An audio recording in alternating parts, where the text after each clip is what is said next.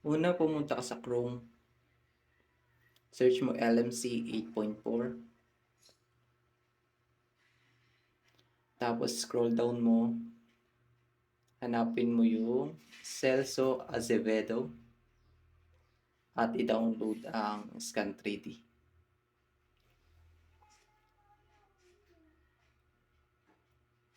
Download anyway.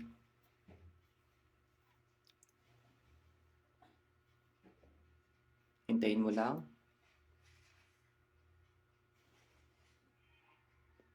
At install.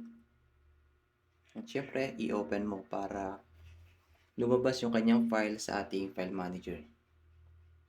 Tapos i-back mo, punta ulit sa Chrome at i-search ito. Message nyo na lang ako para makuha nyo yung link ng G Drive.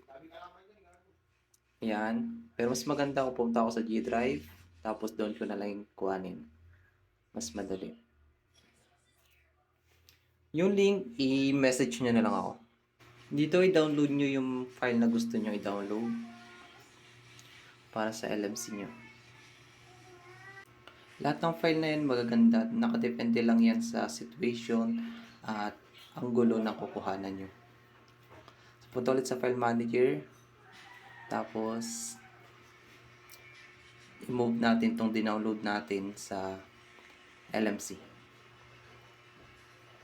Yan, sabay move. LMC 8.4. Tapos, paste.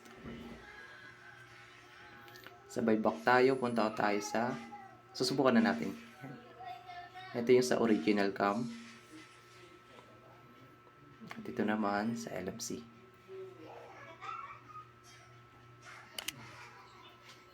Yan. Hindi ko na ginamit yung ibang file na babagay sa ganyang ganyang situation. Pero diyan makikita naman na talaga na-enhance yung camera.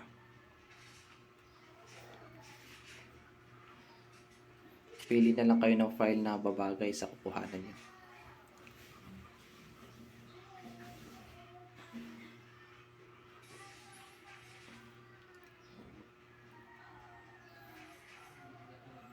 Pero sa tingin ko itong isang to maganda. Yan, kasi mas mukha siyang natural. Tapos na-enhance lang ng konti yung kanyang kulay. Tingnan natin pagkakaiba.